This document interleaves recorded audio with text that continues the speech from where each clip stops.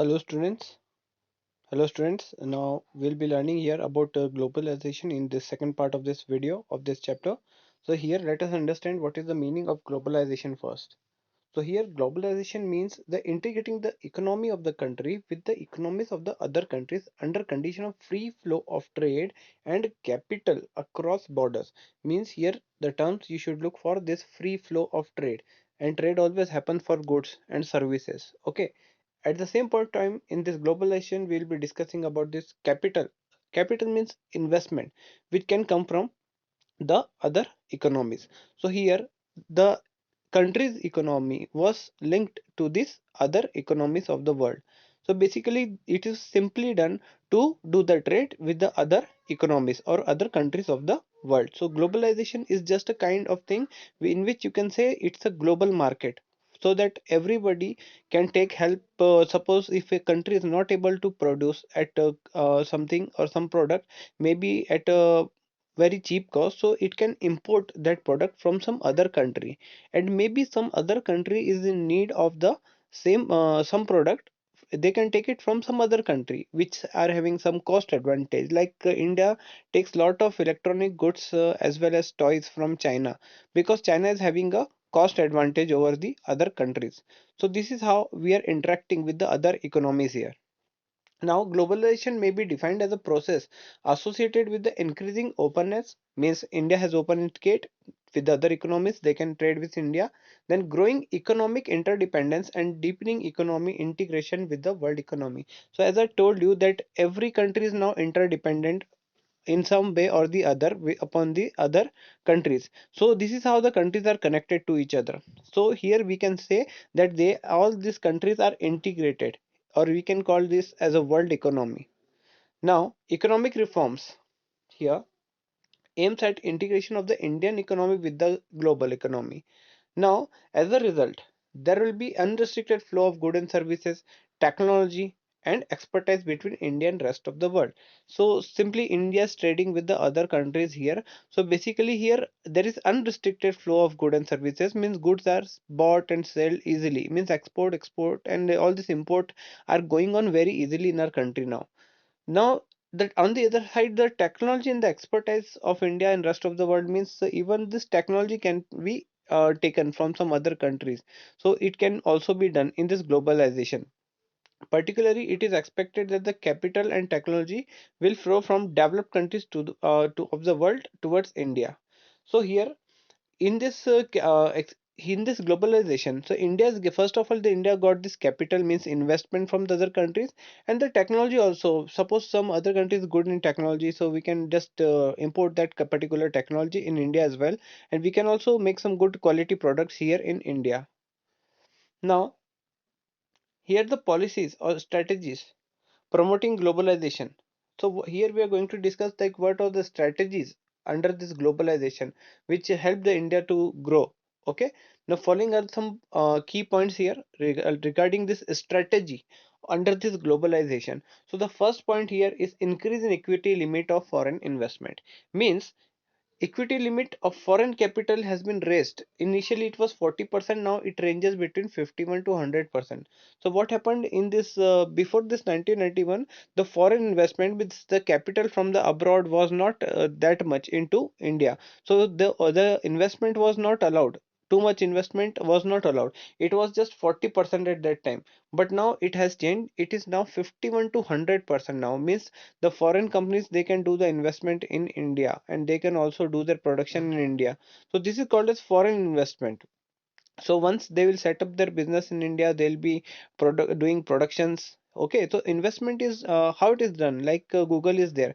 So Google want to set its office in India. Maybe they'll buy land or machinery and whatever it may be. But they are doing investment in India. At the same point of time, the employment will also be there. But here we are only talking about this investment part, and now it has been increased from 51% to 100%. So freely the companies can do this investment in India now. So in 47 high priority industries, FDI, I will tell you what is FDI, foreign direct investment, to the extent of 100% has been allowed without any restriction and red tapeism. Another terminology is red tapeism here. So I'll be telling you about that as well. See, in this 47 high priority industries means industry means a group of company. Like if you say about automobile industry, then you're referring to every automobile industry present in India, like Maruti is there, Hyundai is there, Ford is there, Volkswagen is there. So all these are high priority industries and there are many. So on in all these industries the FDI was allowed. Now what is FDI? Foreign direct investment. Listen carefully. See, it is a simply it's a kind of investment which will be done in India along with the controlling power. Means if a company is investing in India, then it will be setting its head office somewhere in India. Okay, so a head office will be made in India. Then what will happen? They will be purchasing machinery and all, so investment will be done here. Now it has to be seen like when this FDI is done, so simply they'll be getting controlling power in India. Means they can easily employ the people, they can set their salary structures and what will be the package they are going to offer in India. So this is how the FDI is done. Means it is an investment done with the controlling power. That is the meaning of FDI. Okay. Another terminology here is red tapeism. Red tapeism means it is just a just the attitude. Because of this attitude of the government officials means they don't give license. They just try to put some or impose some paperwork on you without completion of those paperwork. They are not going to give you permission. So before 1991, this was the attitude of this government officials. So this is called as red tapeism, which created a lot of problem, but here it has been removed. Here we can see this. Okay, and already 100% FDI can be done now. So this is the main point here. Now here export trading houses have also been allowed for this foreign investment up to 100%. Means export houses are can also just do this 100% FDI in this sector also. And also here the FEMA is enacted here or enforced here. FEMA has replaced the FERA, okay, Foreign Exchange Regulation Act. So FERA was having some deficiencies in these policies. So all these policies and all these drawbacks were removed in FEMA, and FEMA was implemented. Now, after this, the second point will be partial convertibility of currency. Okay, so partial convertibility of currency means what? You are allowed to change your currency in terms of some other currency to make the payments. So basically, you can convert your Indian rupee in exchange of some other currency, maybe dollar. Okay, so here first here for what transaction it was allowed. So following are the transaction. This transaction can be sent like import and export of goods and services. If you're going to import or export something, definitely you will be dealing in currencies of other economies. Maybe you're importing some good from China or USA. So maybe you will need yuan or this dollar to make the payments. So this is how you can convert some currency. Okay, you are allowed to convert some currency. Now the payment of interest and dividend on investment. Suppose if a country, if America is making investment in India, okay, then you will have to pay some dividend to the US, okay, or America. So you will have to make them payment in terms of dollar. So you'll be converting your rupee in dollar and then making the payment. So again, you'll need that foreign exchange. So this is also it has been permitted. Then remittance to meet the family expenses. It is called as partial convertibility because it does not cover capital transactions. Okay, here. Now here the point is that here it is simply been said that the remittance to meet the family expenses means suppose you are staying in USA, you want to send some money to your family. Then what will happen? This is called you will be sending by exchanging your dollar in terms of rupees. So you will have to again convert your currencies. So again you will need foreign exchange. So it is just a called as partial convertibility because it does not cover all this capital transaction. Here simply it is a kind of one-sided payment which is made to the family. So this is also allowed. Here partial convertibility means the sale and purchase of foreign exchange at the market price. When what is partial convertibility? Here in this third point, it simply means when you convert your currency at the market price to send that money to some other place, then it is called a sale and purchase of foreign currency. Simply when you'll be sending the money, you'll have to convert it in some other currency. So this is how this thing is called as for partial convertibility of currency. Now, after this, the third point in this globalization or strategy was Long-term trade policy. Long-term trade policy like this globalization was not 1 or 2 days task. It has been implemented for some long term. So in conformity with the economic reforms, foreign trade policy is enforced for a longer duration, nearly 5 years. So just like 5 year plans, this policy was implemented. So that is why it is also called as a liberal policy, because it is not going to uh, be happening for just for 1 month or 2 months. It is going to be staying there for a longer period of time, like 5 year plans was implemented. So under this policy, all that restriction and control on foreign trade has been removed. Open competition is encouraged. So here what happened, the foreign trade, all the restrictions were removed, and this open competition was there between the companies of domestic nature, and international companies were also there. Now, barring some specific good, most of the goods are traded free. So there is some bans on some of the products in India, and some are traded free, of course. Like all these rare species of animal you cannot trade in India. So all these kind of such kind of thing are barred. Means you cannot deal in such kind of product. If you are doing, then it will be called as smuggling.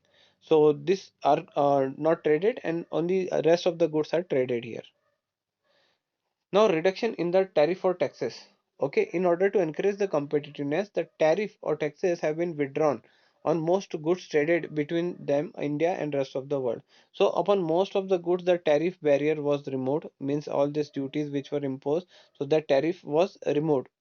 Okay, now freely the trade can go on between two countries now, or any three country. It may be any multilateral trade. It can be multilateral, means when you're trading with more than one country, then it is called multilateral trade. So it depends on the agreements between the countries and how they trade. So it can be done now very easily. So because this thing is was there in globalization, reduction in tariff, which really helped in the increase of trade between the countries. Now the fifth point is the withdrawal of quantitative restrictions mean quota. Quantitative restriction means, suppose in India you can just import 100 crores of gold. Now that is a quota. If you want to import more than that, you cannot do it. So was certain limit. So withdrawal of quantitative quota means all these quotas were removed, and easily you can import from the other countries all such kind of goods. So since 2001, the quantitative restrictions on all import items have been totally withdrawn. So in 2001, what happened? As I told you, the import items, the restriction was gone now. So this is conformity with the India's commitment to the World Trade Organization. So this was committed in the World Trade Organization that we are going to remove this quota restriction, and due to it, we removed it, and we can just import the goods freely in India now.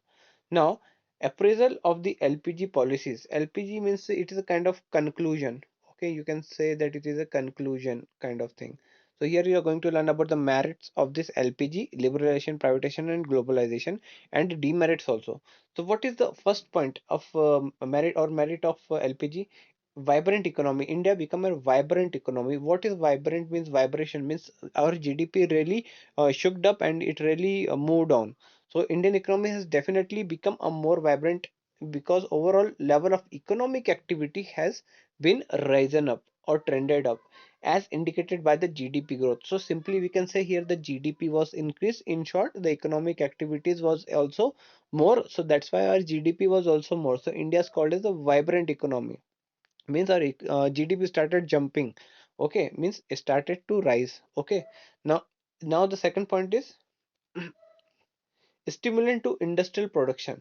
Means stimulant to industrial production means industrial production took a rise.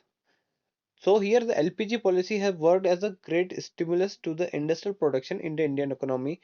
Owing to this policy, that IT sector India has achieved a global recognition. So especially in this IT field, what happened?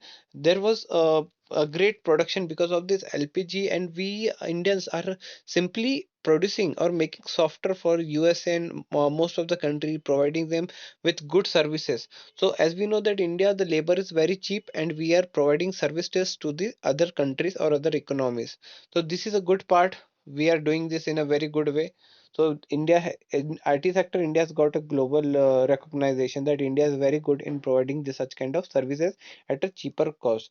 So it has because of it, IT industry has been risen up, and the other industries also got good performance. But if you talk about the sectors, like primary, secondary, and tertiary, so definitely in tertiary sector, this IT types of company and investment bank or KPOs and BPOs are really performed well, like all these Infosys, Wipro, all these kind of companies. So it is a good in this field. We have done a good or a remarkable job we have done here. Then now after this, the third point, a check on fiscal deficit. Now mounting fiscal deficit is nothing but the borrowing which we take because we have to manage a lot of things in the country. So this is kind of money we borrow from others. Now it has been a serious threat to the process of investment in the Indian economy. So from as high as 8.5% of GDP has brought down to 3.5% of GDP. So in the beginning, the fiscal deficit was very high, around 8.5%. Now it has been 3.5% of GDP only. Means our borrowing has been shrunk. That is a good sign. Now a check on inflation. Inflation means Mengai. Okay. Now, owing to the greater flow of goods and services in the economy, the rate of inflation has been lowered. In year 2011, 12, 13, 14, inflation was in range of 6 and 9, and for years 2018 and 19 is estimated to be 3.4. So you can see there's a huge difference from 6 to 9% to 3.4%. So really the inflation has been brought down in all these years. So in a span of 6 years, it is been controlled. So that is a good sign. And why this happened? Because there was a greater flow of goods and services. When goods and services will be more in the economy, means supply will be there, so definitely the inflation will be checked, means inflation महंगाई कम हो जाएगी. Okay. Now after this, it may be noted that the high inflation leads to the rise in interest rate, implying a rise in the cost of investment. Accordingly, growth rate is adversely impacted. Now here what they're saying, see, if the inflation rate is high, what happens? There can be rise in the cost of investment also. So it can be said that it relates to the industry somehow. Okay. Now here we can say that because of this high inflation, what happened actually? See, everybody is having money in their hand. Inflation is a kind of condition when you are having some buying power with you. You have money. So what happens? The rise of this interest rate will also be there. Okay. Bank आपको ज्यादा ब्याज पे पैसा देना चाहेंगे तो इससे क्या होता है, कॉस्ट ऑफ इन्वेस्टमेंट बढ़ जाता है. तो एडवर्स इफेक्ट भी देखने को मिलता है इससे. और ये जो कम हुआ है, ये जो कम हुआ है from 6.9 to 3.4%, this is a good sign here. Now consumer sovereign हो जाता है, means sovereignty means what?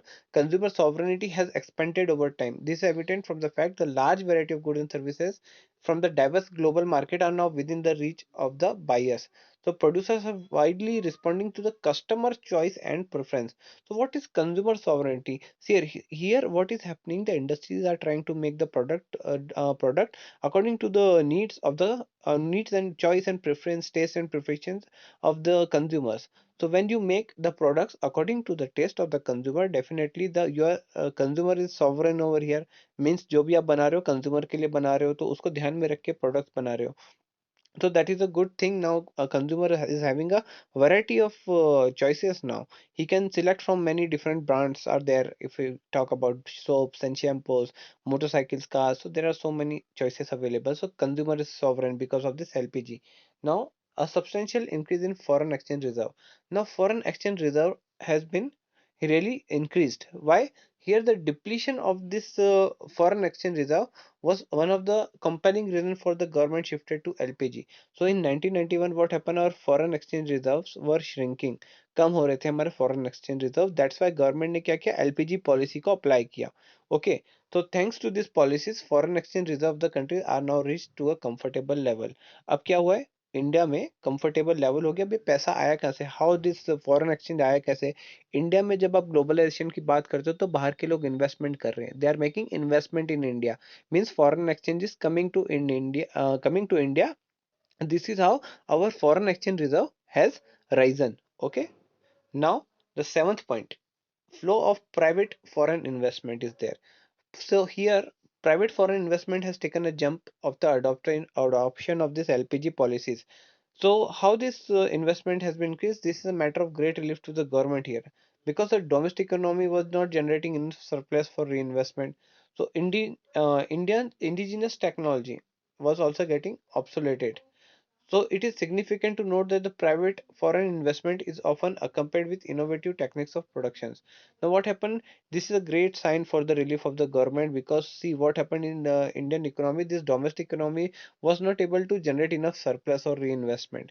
Means they were not performing that well. So they cannot reinvest that money. It was not capable somehow.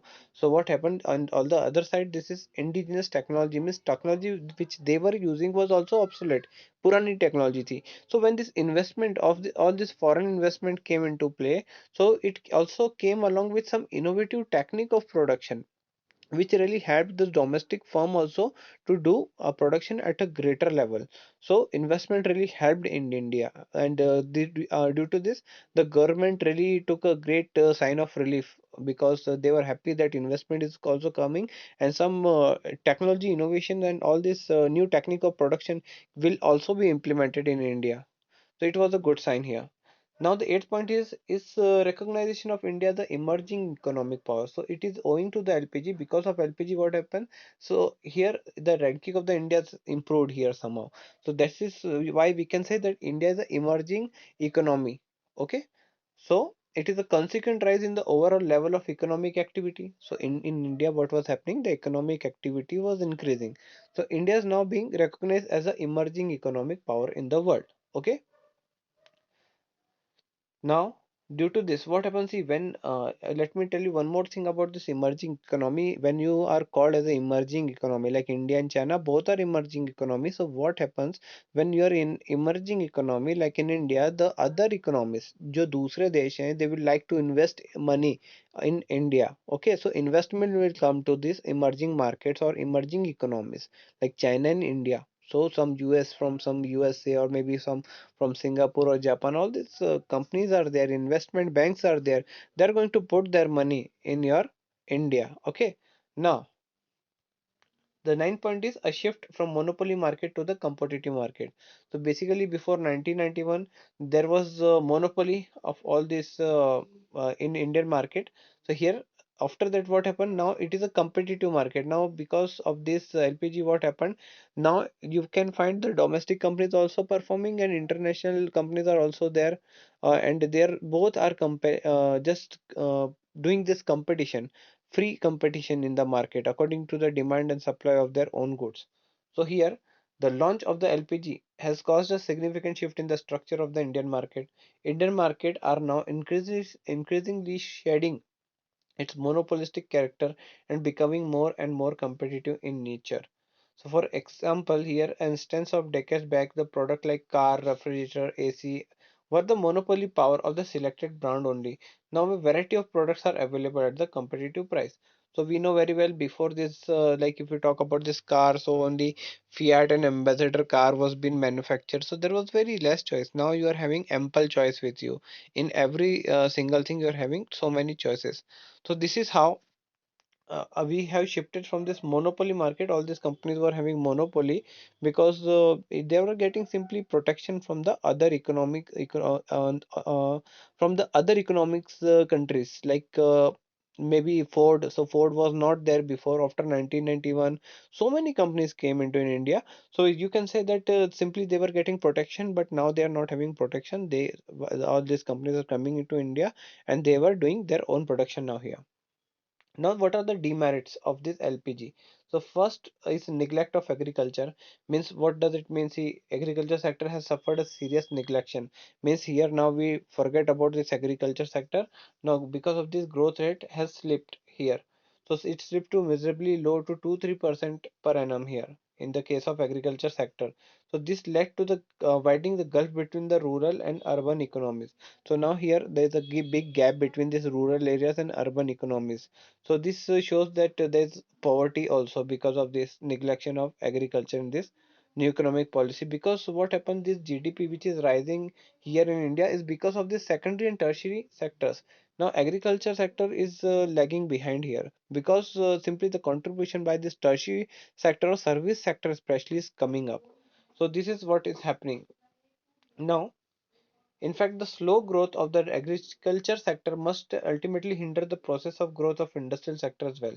Now we must note this thing that if anything happens to the agriculture sector, the industries need raw material which comes from agriculture sector. So these industry will also be in problem if they don't perform well.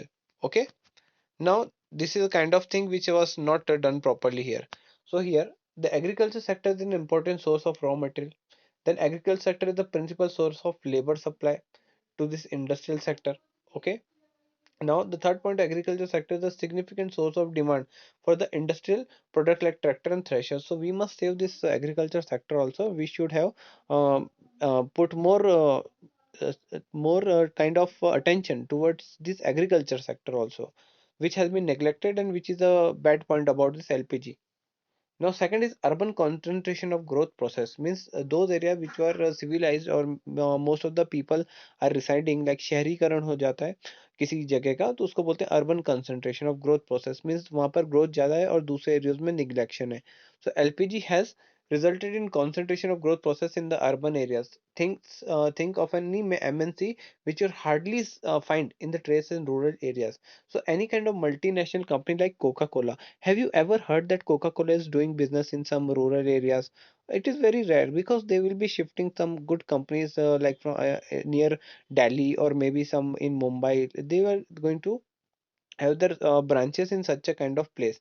They are not going to move in the rural area because they know very well they are not going to get any kind of employee over there, good employees. So they will not shift. So this is the kind of thing, urban concentration is there in India. Now all the MNCs are simply focusing on urban areas like all the cities areas where they find good infrastructural facilities, and this has widened the rural urban gulf again. So here we can say that in rural areas the salaries which or the payment which they get is very low, so income generation is low, and in urban areas income generation is good. Okay. Now after this, the third point is economic colonialism. Means India has been suffered by the British. We know that in British was having colonial rule here. Now, while MNCs were expanding their economic control, we might suffer a source of economic colonialism. Now here we can say at the earlier time the British was ruling. Now as all these MNCs of abroad, this means from other foreign entities, they are ruling here now. So it implying a situation where MNCs are exploiting the Indian market and to sell their products.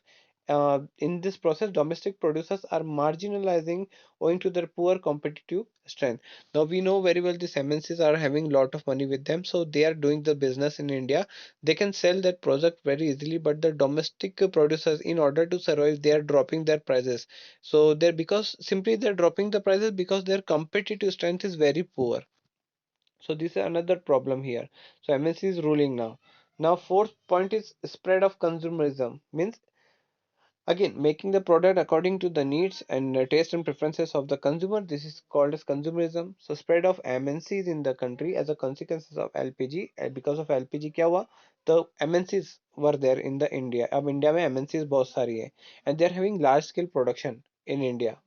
So what they are focusing consumerism, means they are simply having a variety of global brand in the market have induced the masses to become super thrift beyond and going beyond their means. What they have done here, they are coming and making India according to the Western culture. Like in Western culture, what happens?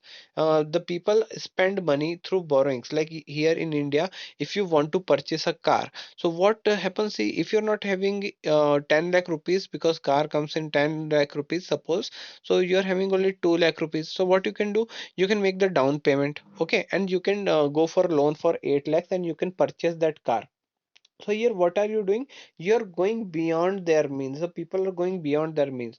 So this is how the Indian society is adjusting or adapting itself to the Western culture or spending through borrowing. And this is how we are borrowing this all kind of stuffs or borrowing some money to purchase this kind of stuff actually.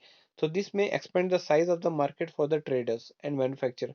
So but certainly enhancing the vulnerability of the household as consumers. So this is how we can say that the economy is doing well here, but how we are doing because we are going beyond our means, and this is how we can say these MNCs are also exploiting us. okay, because they're allowing us to buy even for less amount of money. Then the fifth point is loop sided growth process. What is loop sided? Means only if you talk about all these three sector, what happen, we are not focusing a balanced kind of growth. Means every sector should be focused and concentrated in terms of growth, like agriculture sectors, or you can say primary sector, secondary and tertiary sector. So our focus should all upon all the three sectors should be there. But here it is loop sided. Means LPG, because of LPG, the growth of Indian economy has happened, but it is loop sided. So it is not an inclusive growth process. It is not including all the sector. Okay. So it relying on the service sector especially. Service sector means IT sector. Okay. IT sector is there, or financial services sector is there. So all these companies are there having some KPOs and BPO services are there. So this is how we are relying on this service sector, tertiary sector especially, and lot of contribution in Indian GDP growth as because of this service sector. So in fact, it is just IT focused growth process. We know this. We are simply focusing on IT growth, which is gradually overshadowing the process of industrialization, being side neglecting the farming sector. So definitely we always talk about IT sector, or learning about computers, making economy digital by the use of all these softwares. So we just neglect the industries or secondary sector, and definitely agriculture or farming sector as well. So it is alarming to note, owing to this liberation and globalization, the Indian farmer is shifting from production of cash crops for the foreign markets, causing a shortfall in the domestic supply of food grains. Now, even this farmer, what they are doing in order to get good money, they're producing this cash crop which can they can sell for the foreign market, and they can get some good money from there. So this cause simply a kind of domestic supplies, a shortfall will be there, because here in domestic region we are not going to get all this kind of production of all this kind of food grains, because if the farmers are manufacturing cash crop, then who is going to manufacture food grain which we need to survive or live our life? So this is another kind of process they are not focusing. So loop-sided growth is there. Okay. Then sixth point is cultural erosions. So globalization has led to the cultural erosion in the Indian society, following are some of the significant observation. So economic prosperity has taken a lead over all the parameters of life. So cultural erosion is there because we are now focusing on this other economies or Western culture we are following. So cultural erosion is also there. Now we are just following the trend of the Western countries. Like whatever the Western countries are doing, we started doing that, like purchasing all these sports cars and sport bike, which they are doing, and we are also doing this all kinds of things in India now. We are also going to the all this kind of thing, spending lot of money on doing all this kind of different kinds of parties in or in hotels, or having dinners in the hotel like they used to do. They used to spend the money even in hospitality sector, means hostel all these hotels, and we are also following them. So it's a kind of thing because whenever you think about purchasing clothes, so we follow the Western culture. So Indian culture is different. So this is how this led to the culture erosion also, because when these companies come from abroad, they will be making changes in the culture also. So this is the bad point about this LPG. So we have seen this merit and demerits here. So this is a kind of conclusion here. So that's all for this chapter. This chapter ends here. So that's all for the day. We'll be moving on with our new chapter in the next videos. And till then, just go through this again. And in case you are having any doubt, you can ask me. Thank you.